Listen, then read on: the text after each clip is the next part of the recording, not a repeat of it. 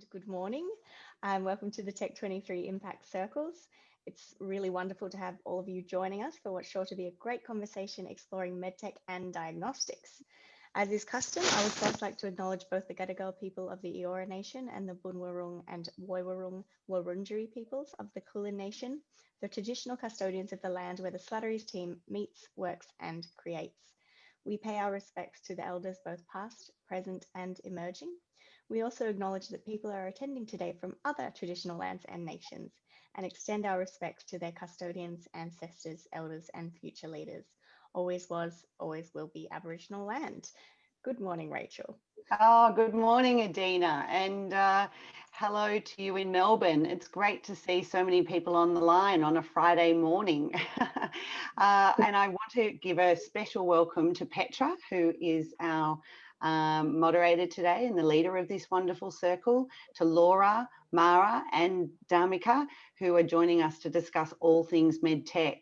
The team at Slatterys have discovered it isn't just us missing the serendipity and hallway conversations and the learning opportunities of face-to-face events. So these circles are our attempt to meet some of those needs. The Tech23 Impact Circles are hopefully a chance for you to convene and connect.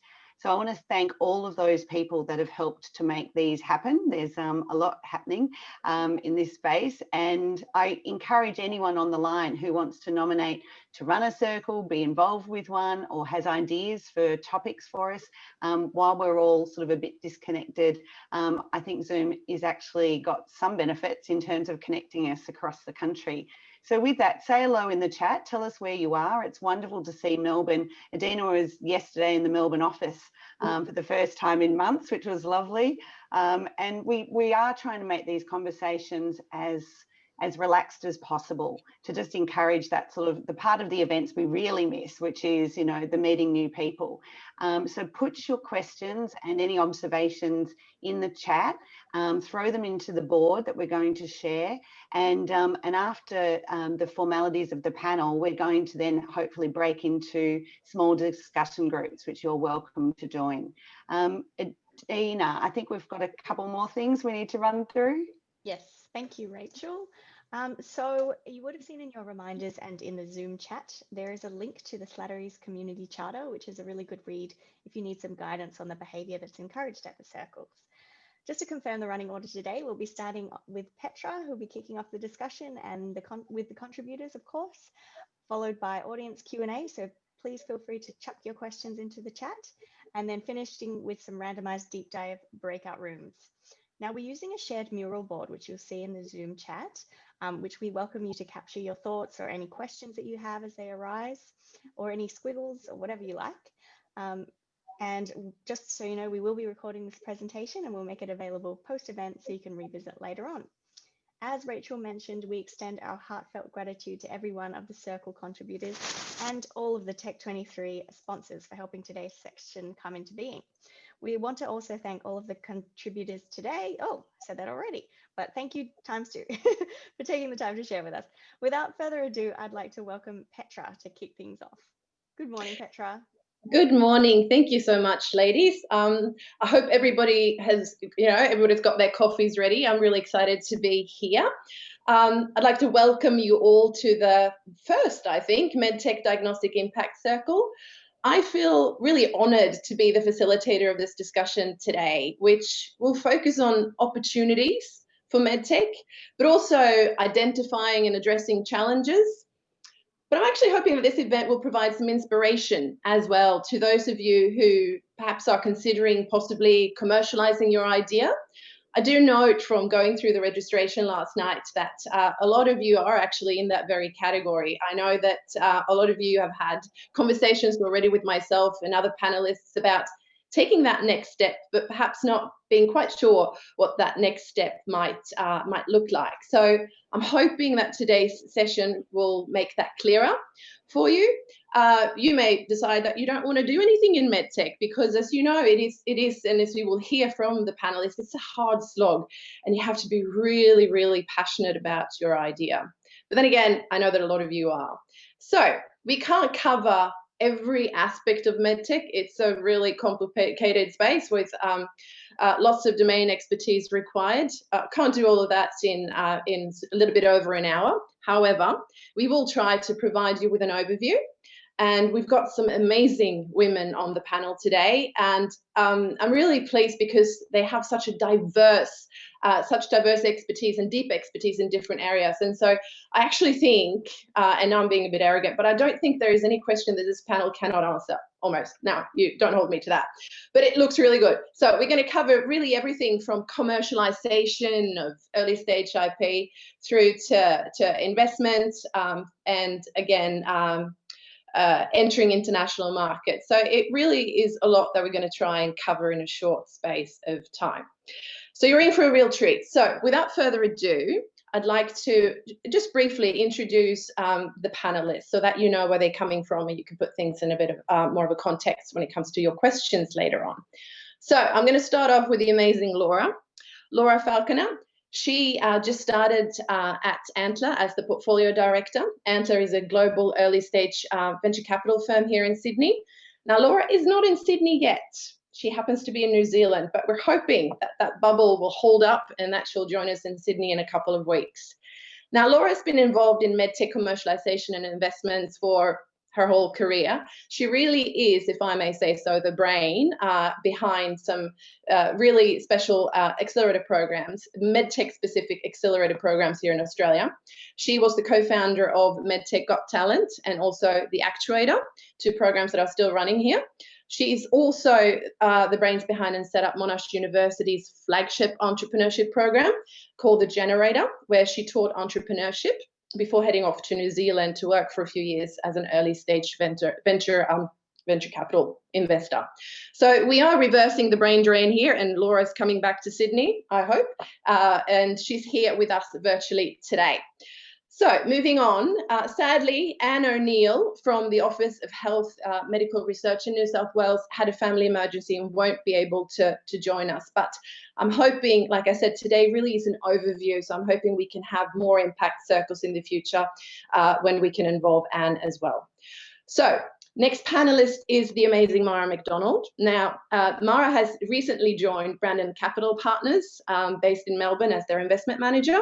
Brandon obviously being a key player, investor in this space. Before joining Brandon, Mara was a co-founder and CEO of a San Francisco-based startup developing diagnostics for early sepsis detection. And prior to that, Mara also worked as a key member of an interdisciplinary team at Third Rock Ventures in the US, where she was focused on launching life sciences companies. She's also had experience working with Clearview Healthcare Partners, where she focused on commercial strategies and M&A due diligence. So here we've got someone who really has some deep insights into the US market, both as a market where you might want to enter with your products and services, but also the VC scene here in Australia and the US. So we're really lucky to have Mara with us here today. Last but not least, the amazing Dharmica Mistry. Now, Dharmica is head of medtech at Cicada Innovations. For those of you who do not know what Cicada is, it's a deep tech incubator here in Sydney, running a number of entrepreneurship support programs to support the medtech ecosystem. And the programs that Dharmica run, they really do provide mentorship and coaching for researchers and entrepreneurs, and indeed founding teams looking to commercialize ideas.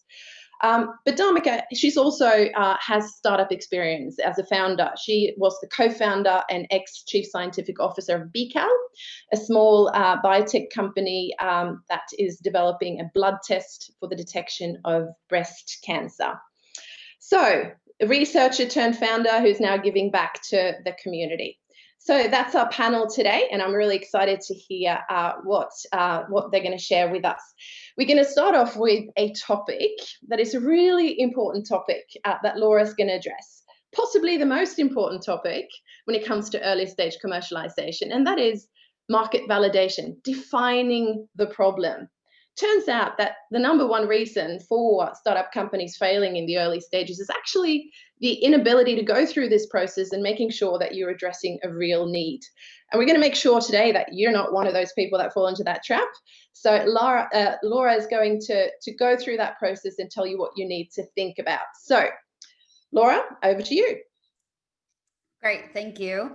Yeah, so as was said in the introduction, I've been involved in early stage deep tech and specifically medtech investment for quite some time now. And one of the most common challenges that I see in being able to invest in those early stage ideas is weak or missing market validation, and that true deep understanding of what the specific problem is. Well done market validation can actually be a pretty compelling competitive differentiation because it's not commonly done strongly. With medtech, it's really important to understand the problem from the three-sided medical customer. So that's the patient, the provider, and the payer. And there's different perceptions of value drivers across each of those, and who you thought your primary decision maker was in that triangle might not actually be accurate.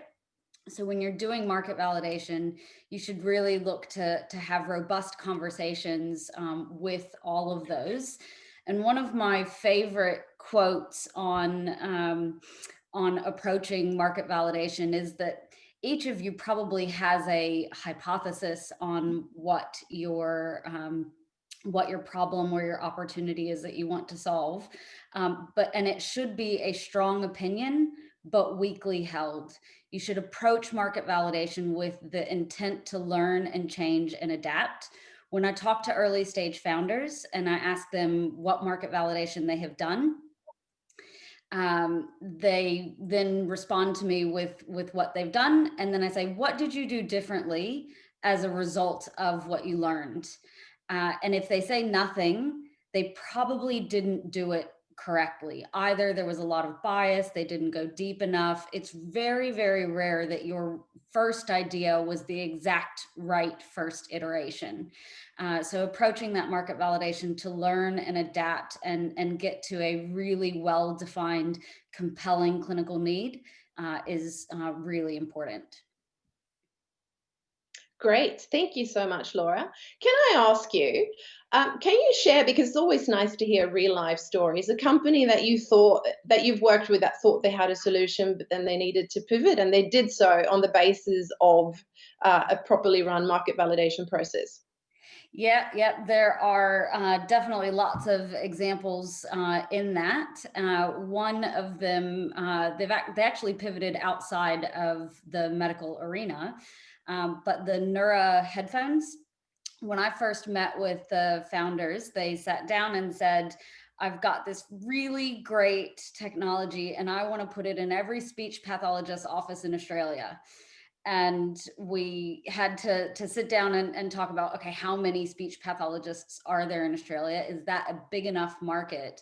And through the course of exploring the problem space and kind of taking a step back from that tech push mentality, they actually realized that they had some fantastic technology for over-the-ear headphones that could tune your music to exactly how you hear, because everyone has dead hearing cells. And I think on their website, I think it says that usually it's not a good thing if about 25% of your first-time customers cry the first time they use your product. But it's such a compelling experience for people to hear music with a richness that they've never experienced before. And originally they conceived that for being able to do automated hearing tests in speech pathologists' offices, and then they pivoted.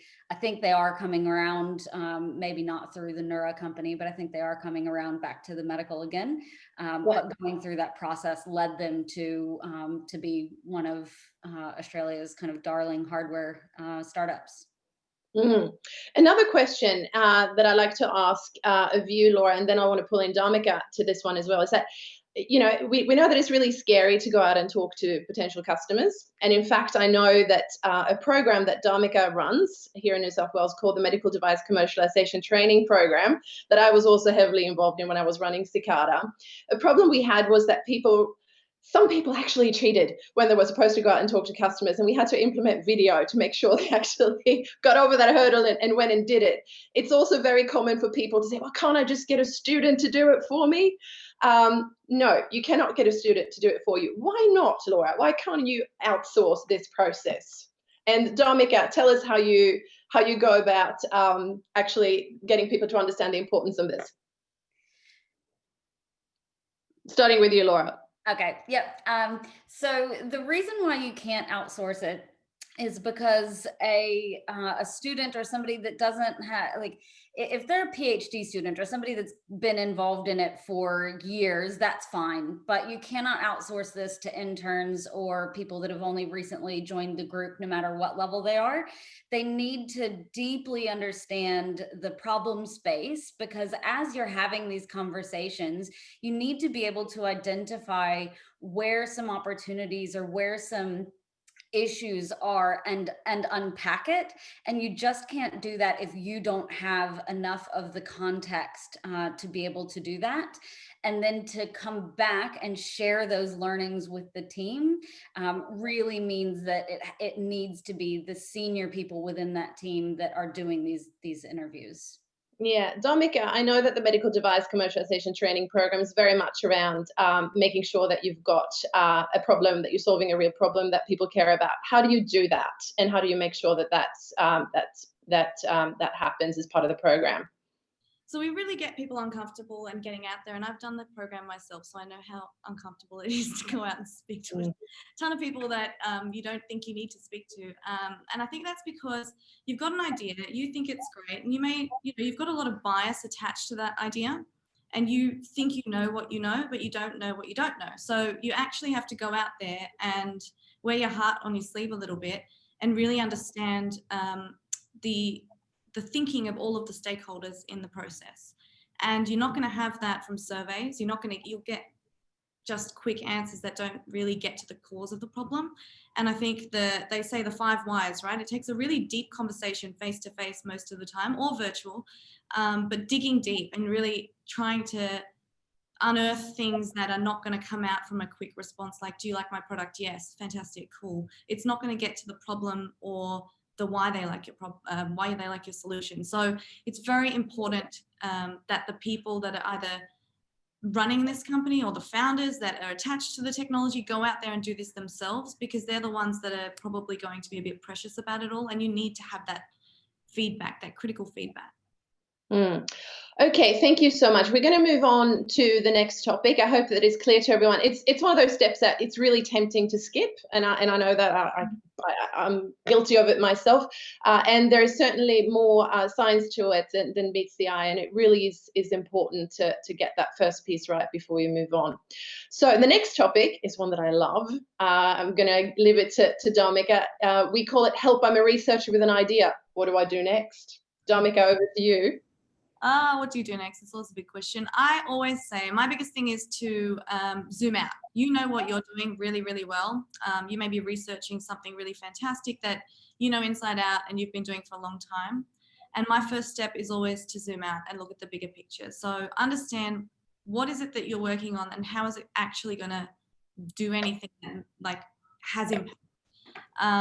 And I guess that comes to what we were just talking about, going out there and talking to people. And I always encourage researchers and academics to be mixing in more circles than just academic circles and conferences, going out there and speaking to industry and going to all the wonderful events like this that are on, so that you can accidentally speak to someone that may not be in your sector and has a different approach to what you're doing.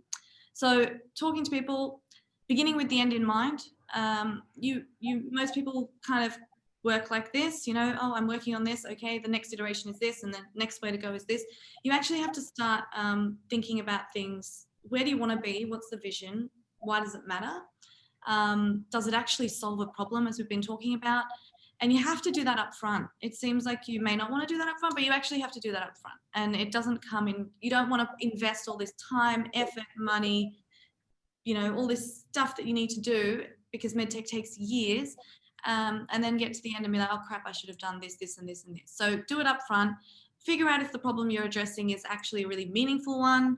that the solution you've got actually solves the problem, that you can get into the healthcare system or wherever it is that you need to be, because integration and doing that effectively is one of the biggest blockers, and that the market will buy your product. So it's all good people saying, yeah, it's awesome.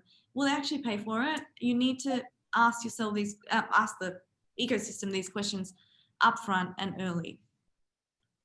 Where was I going with this? And then, yeah, so after that, it's about gathering all that data, figuring out your vision, what you need and where you want to go, and collecting, I guess, you know, you see business plans out there, you've got minimal viable products. There are lots of little things you need to do before you actually start commercializing. And then the big piece is obviously IP, right? So understanding, are you protected and ready? Like, can you actually do this? Because you can't commercially sell something if you're not protected. And that's in the form of a patent usually in medtech. But there are other ways, you know, you've got to go out there. I'm guessing you've got to go out there and do your freedom to operate. So understanding whether you're infringing anybody else's right. And this just comes down to your competitive analysis. Sorry, Petra, I might be going on too much. So you can just... No, absolutely not. Freedom to operate is very important. It's something that I see is skipped a lot. And it's very disheartening to see that when somebody's pushed an idea forward for many years, and then it turns out that they're infringing on somebody else's patent and they can't move forward. So it can be really heartbreaking. I know that you make sure in your program that that's not a step that people miss. Now, what I wanted, you said so. I want to ask you, it takes many years, and I saw a report that said that from idea to exit, where exit being a liquid event, the median time is 9 years for medtech. Of course, it depends. That's obviously depends on which category of device that you have and which regulatory pathway you take, etc. But median 9 years. So how do you keep motivated if you're going to be with it for 9 years, Dharmica? How do you do that? I think it's about the end goal. For me personally, it's always about the motivation. The resilience comes from, like, I guess, iterating rapidly, I suppose, knowing when things aren't working and just moving on and keeping on, I suppose. In terms of getting to where you need to be, I mean, the motivator for me was always going to be, I can do something impactful that's going to really help people. MedTech is like that. It's very aspirational, inspirational, and it gets you out of bed in the morning. The roadblocks and the dips in the roller coaster, I suppose, you need your team, you need people around you that can support you, you need a good support system, and you need to understand that it is going to go up and down, and when it does go down, that you need to keep going and you need to get back up and find other ways and be creative. I think that's the biggest thing, resourceful and creative. Yes, I get lots of questions coming through here. One is, and I want to ask the other panelists as well, a very common question. Where can I find a co-founder? If I'm a lonely, if I'm a one-man, one-woman band, and I'm trying to enter one of these support programs, many of them actually, one of the criteria is that you have a co-founder. Where can I find a co-founder? If I start with you, Dharmica, where can I find that other person that can help me along and motivate me through this journey? I think it comes back to what I was saying earlier, which is mixing in circles outside of what you already may be doing. So if you're limiting yourself in the resource pool, so if you know you're a researcher and you need someone who's got commercial acumen, then you're going to have to go out and speak to other people that are outside of that circle. That's the first step. Right now in the ecosystem, there are lots of different methods of doing that. Cicada itself used to run a founder matching program. There are other programs that allow you to integrate and mix with all these different people and then find people that have vision and values alignment and perhaps might be the right fit. So I think you've just got to get out there. Mara, do you have an opinion on that one? Absolutely. So I would absolutely echo what Dharmica said about finding people who have different skill sets. There's no point in having 3 people who are all strong on the science. Usually what I find is that you're going to want to have one person who's strong on the science, one person who's strong on the leadership and, fundraising, things like that, market sizing, and then one person who's strong on the medical side, particularly if we're thinking about a medical, medtech startup. And a really good place to do this is that usually on campus, there will be different ways that you can meet other people, either mixers of, people who are all interested in entrepreneurship. And your point is to go and find the people who are not like you. But then the second thing that you can do is you can take a class in another area if that's an opportunity where you are, where you specifically as a scientist might take a business class or vice versa in order to find people who are similarly interested in that cross section between your two disciplines. Thanks. Laura, what about Antler? Does Antler require a co-founder to be able to enter one of those programs that you're running, or how does that work?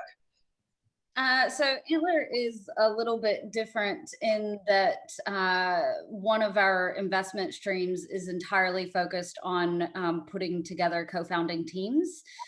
So you can come to Antler with an idea, and the Antler program will help bring together mostly the kind of commercial side of things to help build that opportunity. Most investors will not invest in solo founder opportunities, so you have to get that co-founding team. And I was just why, Laura, because I often get asked that question. Why is it? Why does an investor think that two is better than one? So there's always anecdotes about solo founders that were successful, but at the end of the day, it's really flipping hard, and there's going to be some low points. And so you need that strong co-founding team that can work together, that can challenge each other's assumptions, and really help build the opportunity and build that culture collaboratively. And if you can't demonstrate that at that earliest stage, there's huge question marks about the ability to build a team around you, because you're going to have a team that completely buys into your vision in building that opportunity. So you just kind of have to have it. Most investors won't touch it without it. Not to say that there aren't companies that are successful that have sole founders, obviously. If you're on a venture capital pathway, that is by far and away the exception, not the norm. Yes. Now, I've got a question come through here, and we're going to have a little bit of a technical, this could be an experiment. James Stewart, would you like to come on camera and ask a question in regards to what the medtech sector can learn? Let's see if we can get James on. Good morning, everybody. Very nice to be on the panel. Thank you all the panelists for giving your time, much appreciated. My question was sort of in reaction to some of the comments just around the sector maybe being a little bit more inward focused, being medical and research driven. Are there sectors that have lessons for those of us trying to build successful medtech companies? And where do you look? Who has best practice, and what are the bits of best practice you would take from elsewhere? Have we got any volunteers, Mara? I have a volunteer. I think there's actually two. I saw this question come up on the feed and I thought it was interesting. One is the pharma side, because I think a lot of the things that we're talking about in terms of finding your customer, knowing what the unmet need is, talking with physicians to understand how they're treating their patients currently and how that could be improved. All of those things are similar between the medtech and the pharma side. So I think that's one area where medtech can get a lot. And then the other is actually astronautics. So it turns out that the quality system, at least in the United States, between what you need to accomplish in order to show that your product is safe and effective is quite similar between, aeronautics and then medical devices. But basically the same things are going to be required, which is basically you get the same results every time, you know where all of your parts came from, you've done all of your testing and all of those types of things. And the same kind of really bad things happen if you don't track that quality in the same way on both of those sectors. So those would be my two choices for those two different topic areas. Dharmica, do you want to jump in? I was going to go to quality as well. I think two things really. Quality and security is the new one that people are kind of not addressing early on in the piece and doing well, because software is kind of being integrated into everything that we do. So that's fun. And quality, I think people tend to also miss that step and not do it up front, but it is a practice, it's a behavior. It's, going from a lab book that you just write in and everything's everywhere most of the time. People say they keep nice lab books, it's a lie.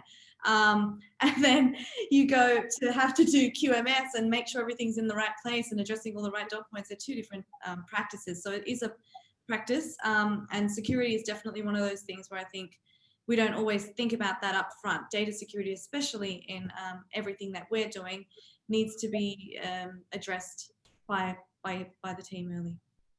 Thank you. I've got Gavin Fox-Smith. I need the ladies from Slattery to help me. Gavin, can you please come on camera? I understand that you have a question that you would like to point to the panel.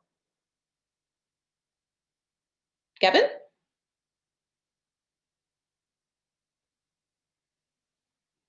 Gavin, can you turn your camera on? Turn my camera on, unmute me, get on. Yeah, I've got all there of we that. go. Yes, Now I've you. got messages coming in. Hi, Laura. Hi, Dharmica. Great to see everybody on the panel. Petra, good to see you too. Good to see you. I just had a bit of a response to James. We were just doing a little bit of backwards and forwards on the chat. One of the things about medtech, and for those of you that know me, I'm from the bigger end of town, but I think the two areas that I think medtech can really learn a lot from is the FMCG markets, because they do customer insights better than just about anybody else. Good point.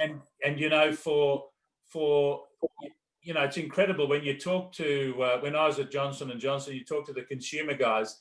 They had like 12 SKUs, you know, and I had 80,000 in medical devices. Yep. But they knew exactly what their customers wanted out of every product. So I think that customer insight from the FMCG is a good area.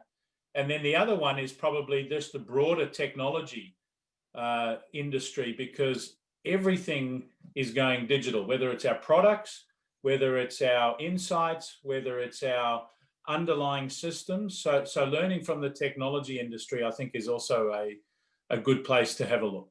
Yeah, thank you so much, Gavin. Really good points. I'm now going to move on to our next topic. Like I said, we're trying to cover an awful lot here in an hour. The next topic is, how do I set my company up to break into the US market? And so, Mara, I've really been looking forward to this, and I don't know anybody better to talk about this than you. Take it away. Thank you so much, Petra. So I think a lot of the things that we've talked about so far really feed into breaking into the US market as well. And the two themes that I would say are true are that, similarly to, you know, starting here in Australia, you're going to need to go and talk to a different stakeholder group when you go to the United States, because the way that medicine is practiced in the United States is different, right? And so those same, you know, the patient in some ways may be similar in terms of the patients that you're treating, but the way that medicine is practiced, and therefore the doctors that you're talking with, might be significantly different.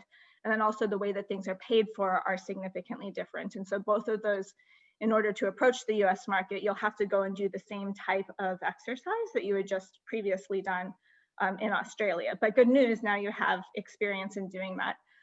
The second thing that I think is really important in getting into the US market is to go and start having those conversations with people you might be uncomfortable with. And that means, in this case, going and trying to make inroads into a network in the United States. So there's a whole different set of investors that are there. There's a different, there's a broader and deeper group of investors that may be possible to access once you get into the US market, who are interested in investing in that market. And so, you know, to be as competitive as possible, you want to consider all of the people here in Australia. And then if there are new investors that you have overseas, then that's great. You should be going for those as well. And so that is really something that's better done face-to-face, which is hard in this COVID era, but Zooming is definitely helping. And even in our work at Brandon, we find that Zooming has been a really good way to actually be able to get over there and have some of these conversations without having to leave your living room. And so I'd highly recommend trying to tap your network, use LinkedIn, use connections that you have to try to just go start having conversations. And I don't think it's bad if you have 100 conversations with people who are in the United States to try to understand various parts of that market, the clinicians, the payers, other investors, things like that, and you'll learn a lot. I think the other thing that many people that come to Brandon will stumble on is that if you think about that, finding the market that you're going to be serving, the other thing is, how big is that market? And that leads to, number one, it's the culmination of a lot of the conversations that we've been having, because you want to know how many patients are out there that have the condition that you want to treat. You want to know what other products they might be getting, right? So that you know when your product would be considered and when there's already a good solution that's likely to be the one that's employed. And then it'll tell you a lot about pricing, right? So if everything else is sitting at $10, you'll have to have a really good reason why your product costs $1,000. And so it helps you with that pricing, right? And so all of those things help you to do a build up market assessment, which is, you know, in our view, very highly preferred to doing a bottom down assessment. So bottom down assessment is basically when you say the market for my product, or, you know, for atrial fibrillation devices is $1 billion. And so if I even capture 0.5% of that market, then I'm going to be rolling in cash. But the reality is that you've just taken a number that you can't really justify, that 0.5%, and you've said, somehow magically, I'm going to get this amount of the market.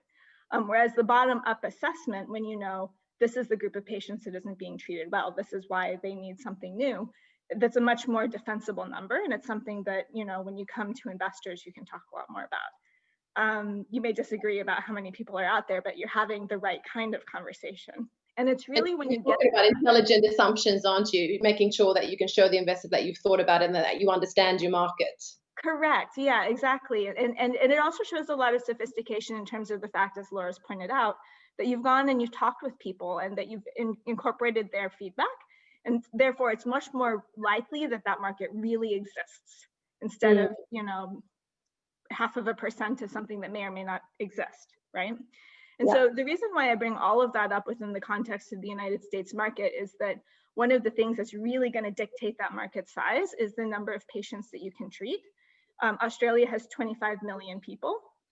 America has 325 million people. And the cultural and the genetic background and all those things are similar. And so very frequently we have people come to us and say, we want to access the worldwide market. And you say, great, how are you going to do that? And they say, we don't know. And so it's good to kind of have the conversations ahead of time to show sophistication when you come to an investor and say, yes, I know how I'm going to get into the US market and this is how I'm going to do it.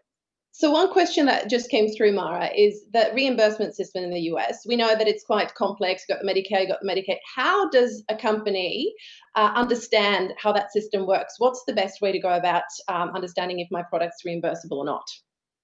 Yeah, so I think that the most important thing to start with is, where's your product going to be used? And I say that because there is a different reimbursement system within the hospitals than there is in a doctor's office. And so, so in the hospitals, things are largely going to be reimbursed under DRG codes, diagnosis-related groups. And so you can look that up and figure out what it means. But basically, it means that if you come in for a heart attack, the hospital gets a certain set amount of money for you coming in and having that heart attack, and everything that they give to you goes under that DRG. So if you're within the hospital, then you need to know if your treatment fits within the DRG that they're going to get anyway.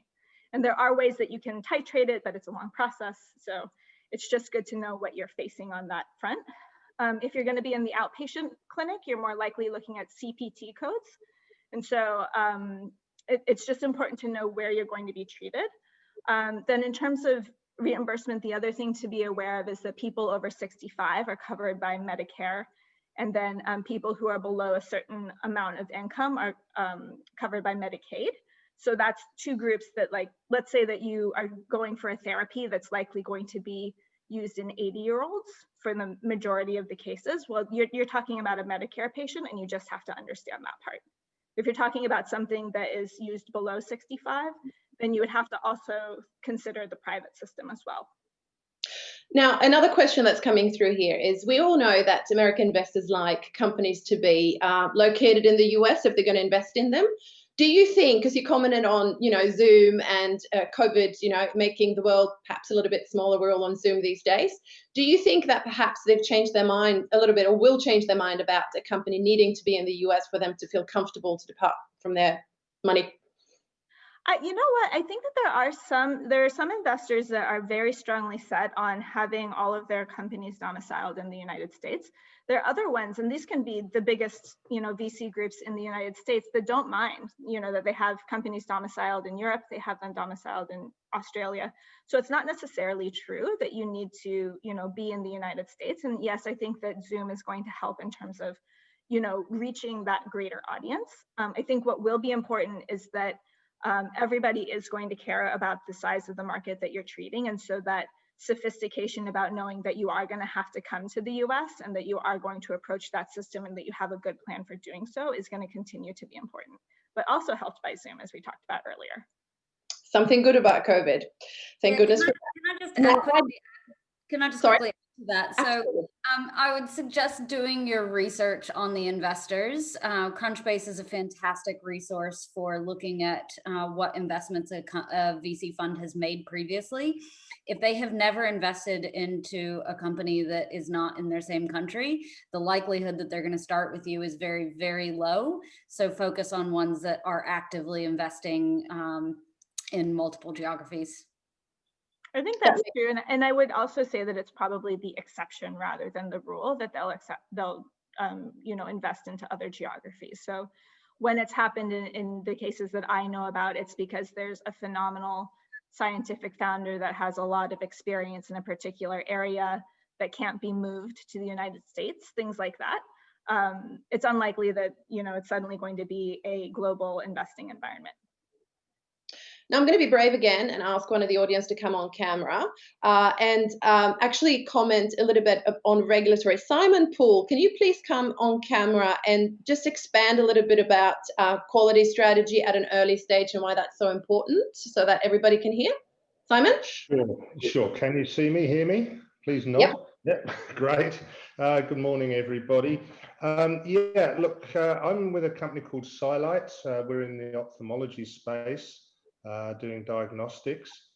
One of the things that we have learnt in this process is it's really important to not just think about Australia and the US, but to look at a more global strategy. The reason being is that, yes, okay, there's an Australian regulatory approach, there's a US one, but then again, it's very different in China, it's different again in Korea, it's different again in other Asian territories, and you really need to take this more holistic view, I think, of where you're going with your regulatory and quality systems. We had some early mention about the importance of a QMS, a quality management system for people who are new to the jargon. That is absolutely critical. Getting your ISO 13485 or equivalent really opens a lot of doors as the first part of that. But getting into this mindset that it's not just the US market that's important here. Yes, the US has the highest per capita medical spend, but there's an awful lot of markets which are actually easier to break into. The other part of this, I'm sure Gary's got some thoughts on this as well, is that the US isn't one market, it's lots of small markets. It's not just a single market. When you talk about the US, you're not talking about one point of presence. You're talking about a dozen to 15 points of presence to address that market properly. And even something like the EU, there are different structures. For instance, in France, there isn't any such thing as really as a clinical optometrist. They're all ophthalmologists or dispensers. So it's a totally different market structure just in one EU country, which has the same regulatory, but a totally different market structure. So think also about understanding the market structures and how they vary from country to country and how that influences your approach to those. Really good points. So happy we brought you on. Thank you so much, Simon. Pleasure. I think one thing that I would urge people to do is, as Dharmica had said, start end in mind. What is the market that's most important for you? So for example, if you're doing an emerging market diagnostic test, you may not even ever want to go to the United States because it may not be relevant. So think about the 1 to 2 markets that are most relevant to you and do this homework there, because to go and talk with all these people takes a lot of time. And that is appreciated, right? So you're not going to have a global strategy in your startup in day 1. The question is, what are the 1 to 2 markets that are going to both give you the largest market that you can approach, but then also allow you to focus your effort, as you always have to do in that particular area. And yeah, absolutely. Asia could be the right place to go. Europe could be the right place to go. The United States could be the right place to go. I think the reason why the United States gets more play is because one regulatory approval will get you access to the entire market, also true in the EU. But similarly in the EU, then reimbursement is fragmented among the different countries. All right, now I have another burning question that keeps coming through through my phone, through Slack, through all sorts of channels here, which is valuation. And I might throw that one to Laura first. The question is, American VCs always give high valuations. Why should I even bother raising capital in Australia? Now, I could talk to that one, but I'd like to start with Laura and then come back to you also, Mara, for a comment on that one. What do you say, Laura? Why bother? Yeah, so first of all, it's not that easy. Lots of people try to just go raise straight from the US. Some succeed, many fail. You need to consider opportunity cost, because going to raise from the US, the likelihood that you go there and straight away raise successfully is quite low. So you're probably going to spend at least 6 months, and that 6 months is an intensive effort that you could have been building value in the business anyway. That being said, getting the highest valuation possible is not always the best thing. I recognize that dilution is something that you don't want to have too much of. The founders need to have enough of a stake in the business at the eventual liquidity point that they have a life-changing event. Investors will always look to that because it is flipping hard. I cannot say it enough. It's really hard to get all the way from where you are today to having a successful liquidity event.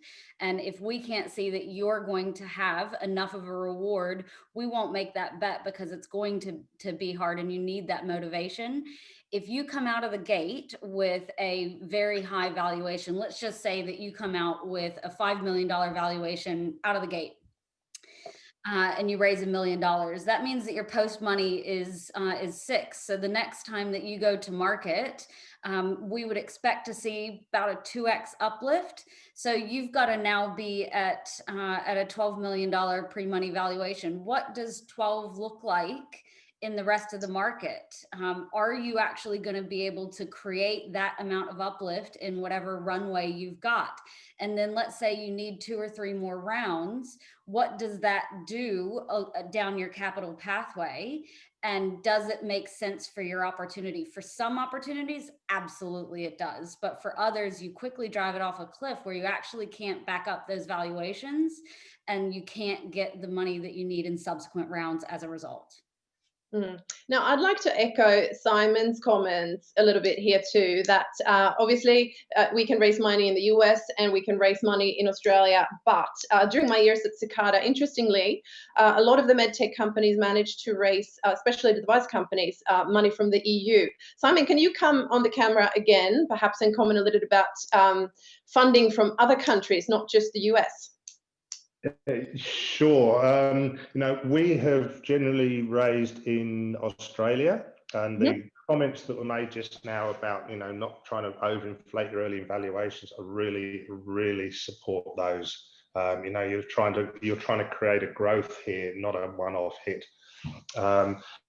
I think the issue with raising funds in Europe is pretty similar to that in the US, and that it's a long way away from their home base. And unless there's a strong reason, a really strong reason for people to invest into Australia, unless they're already here, it's not going to happen. It's the same amount of work, but at a much longer distance. It's much harder for them to keep an eye on what's going on investing here compared to investing something in their own backyard.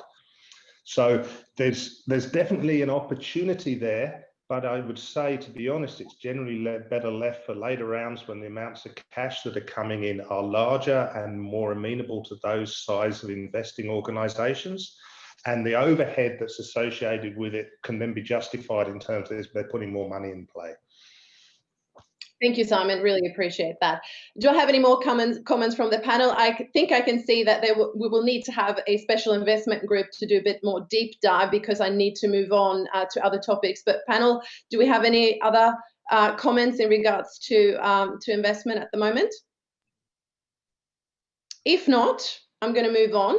And focus a little bit on opportunities, because I want this to be a positive discussion as well. And I may be a little bit biased, of course, but I do think medtech can and should be one of the key drivers for the Australian economy now, hopefully recovering from COVID. And whereas the medtech industry, of course, has been hammered, revenue loss due to hold off of elective surgeries, we've got increase in operational costs, established companies having to manufacture in split shifts, and other cost increases. Freight costs, somebody told me the other day, has just gone through the roof, and it's really hurting the medtech industry that's so dependent on global supply chain. Clinical trials were put on hold. I hear that they're up and running again, which is great news. So this is all negative, but COVID has actually brought opportunities as well, and I wanted to talk about that. New opportunities that have arisen, for example, for established and for new players. For example, we have had a huge take-up in telehealth and remote monitoring, but there are other opportunities as well. And so I'm going to, Dharmica, what opportunities do you see for the medtech industry if you're a new player coming into this space, or indeed an established player? Where do you see the opportunities in the future? Yeah, okay, cool. I got that one. But I think the first thing I will say is that for the first time, we've actually got a soapbox to stand on when it comes to the community. I think people are front of mind right now with what is medical technology, why is it so important? We see it on TV now, all the words that we would never probably hear before, like vaccines, there every single day. So I think it's a really imperative time to act and to be listened to. The second thing I will say is that COVID, as Petra, you alluded to, has shifted behaviour, so something that can take many years. And I've seen a company, you've probably all seen them on the circuit, CoView with Sylvia Pfeiffer, that spun out of CSIRO.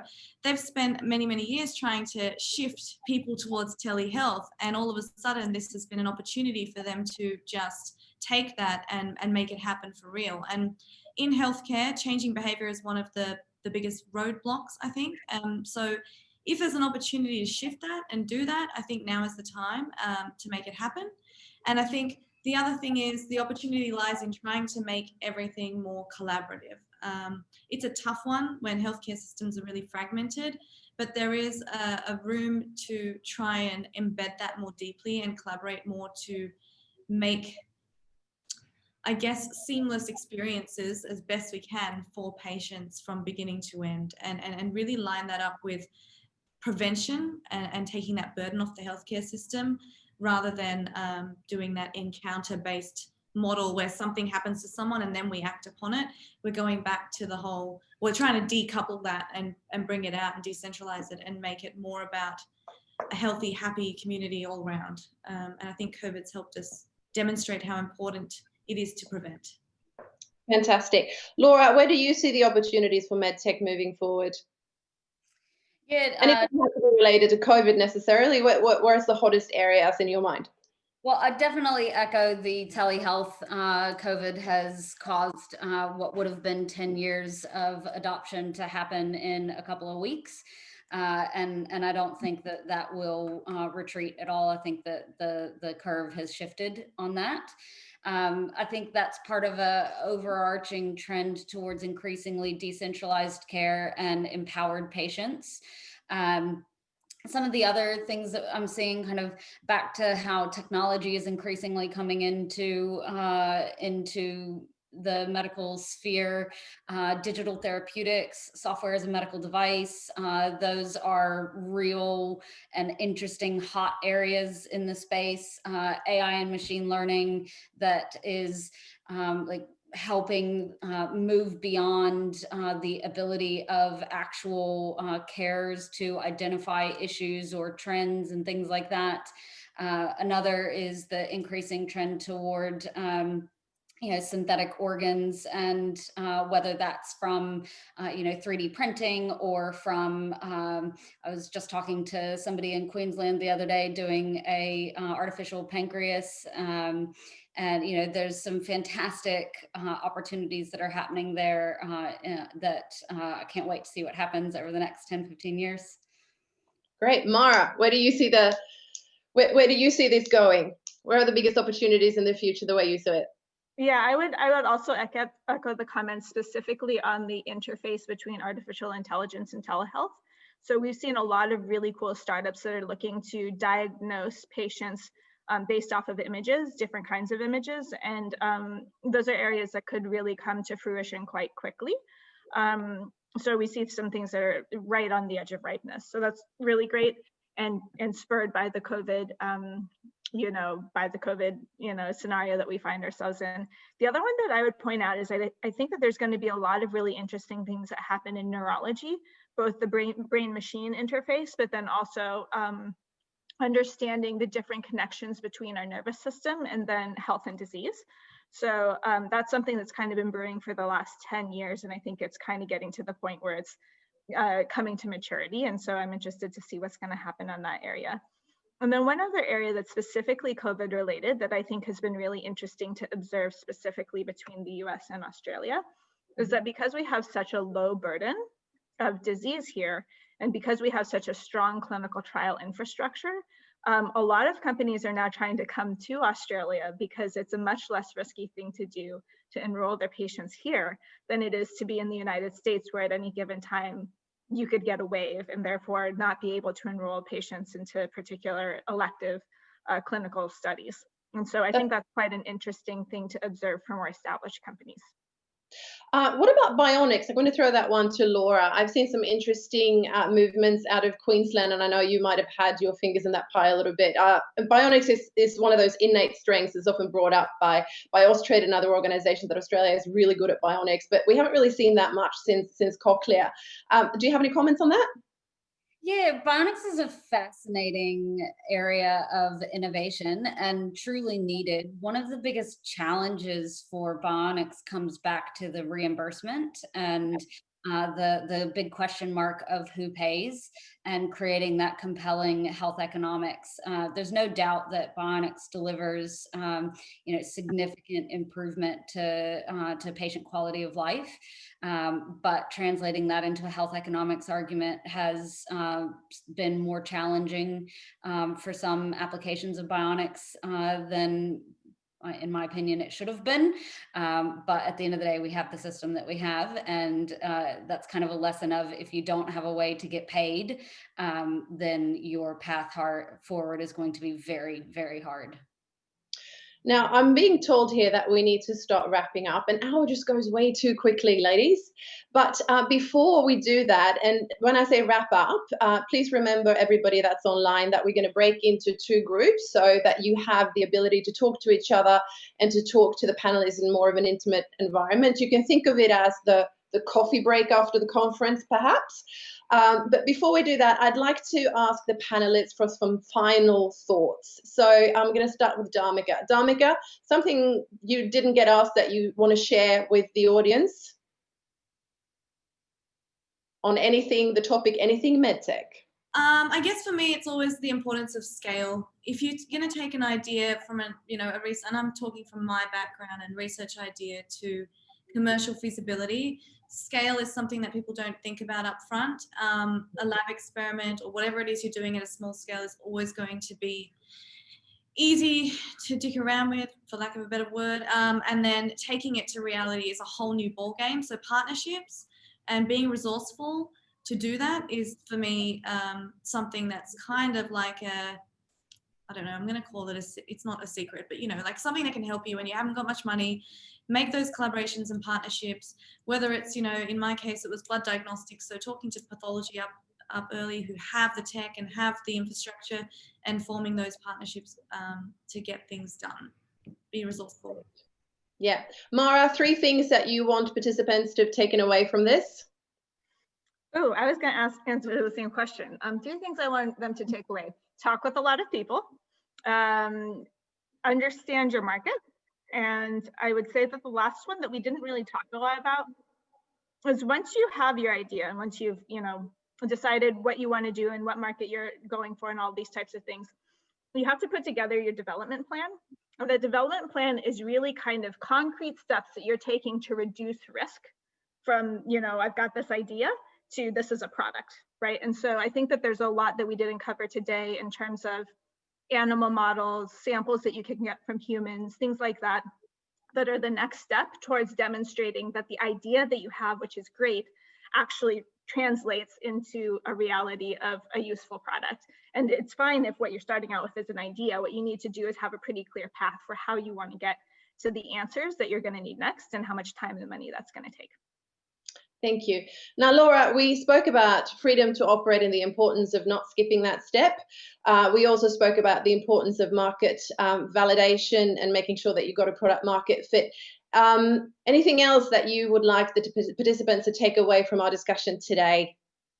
One of the things that we haven't talked about so far, but particularly from a venture perspective, going into deep tech companies, a lot of medtech innovations are coming out of a university or a research type setting.